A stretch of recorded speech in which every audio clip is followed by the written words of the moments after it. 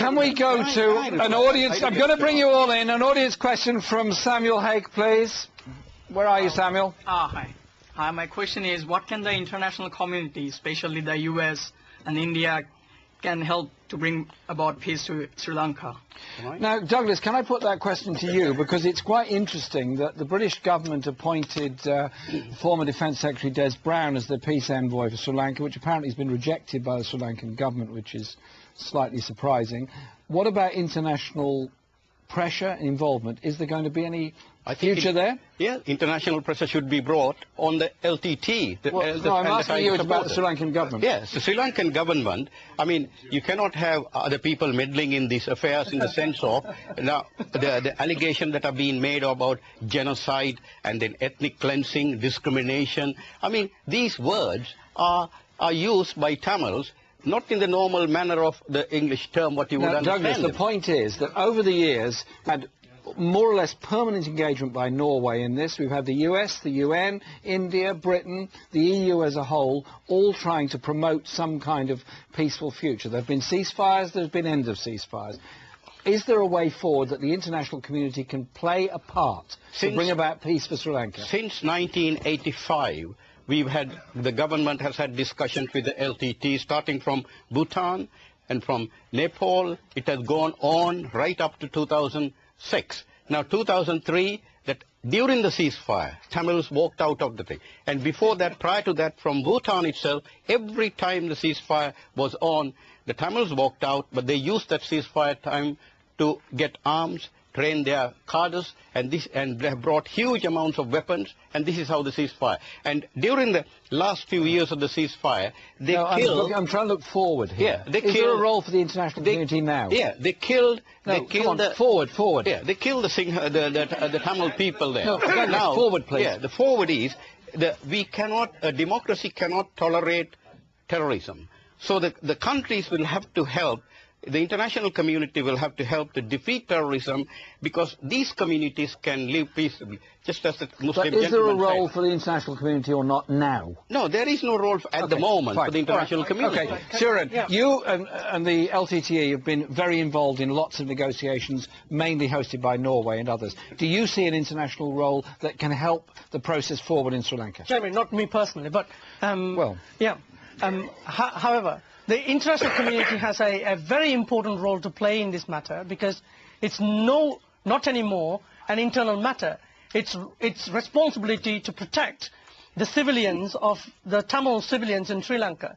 Just like the Bosnians were massacred by the Serbians, and Tony Blair took a decision to go militarily to stop that massacre. Just like in Rwanda and in Cambodia, the international community got involved. What can they do now?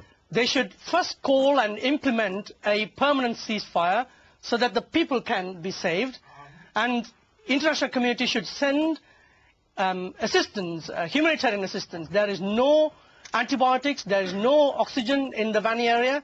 People are dying because there is no food. No, hang on. I'm asking what the international community can do. Like I said, they should call for a ceasefire and implement a ceasefire.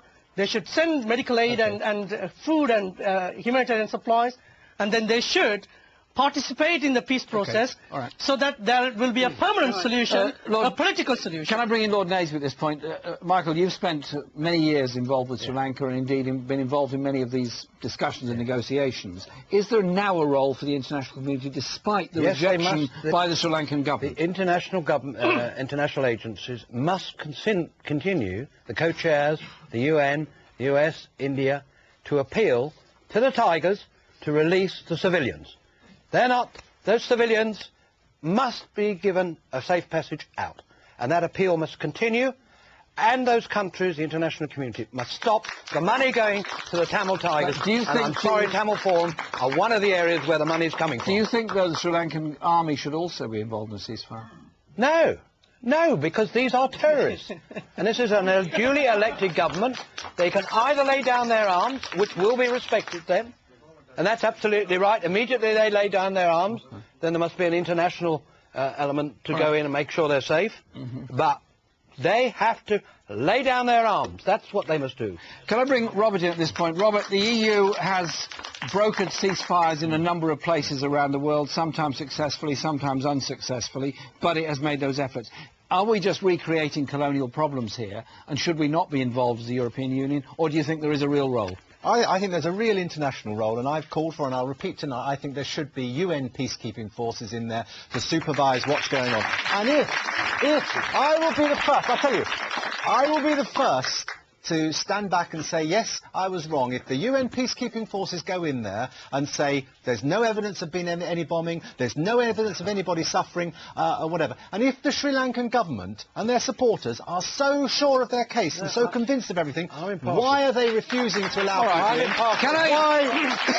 Why will they not let proper press and television coverage? Why will they not let all the journalists go in there to see what's happening? Okay. Can I now take the discussion? It happens in every war. Friends, can I now take the discussion slightly further forward? Despite the panel shouting across me, I'm going to ask each of them now, in about 25 seconds each, to give us something positive about the future, how they see things going forward for the future of Sri Lanka, despite all the bloodshed and all the killings over the past years. Douglas. Well, just as what is happening now in the eastern region, the Tamils broke away from the LTT. You have to be very brief. Sorry? Yeah. And now we have been able to establish democracy in the eastern province. And this can be done in the northern province as well. It's a laughable matter. We had elections and a chief minister was appointed. All right, Siren, a way forward, please. I think the international community should get involved, and a peace talk should be done, and they should negotiate how two separate friendly nations can survive together. Thank you, Michael. The international community must stop the flow of money, then we can have full and fair elections, and then the British government can deliver on the promise they made to give substantial help to northern Sri Lanka. Robert, last word. I'd like to have an immediate ceasefire to let the humanitarian aid get in. I'd like UN or other international peacekeeping forces. I'd like an independent person like Senator George Mitchell peace-broking in Northern Ireland. And I'd like respect for the rights of all three communities in Sri Lanka. OK. I'm afraid, and I'm very sorry, that's all we've got time for. Once again, if you would like to be part of the audience here in London, please call our hotline on 0208 728 6472 or send us an email at forum@presstv.co.uk. So from me, Jeremy Corbyn, it's goodbye until next time.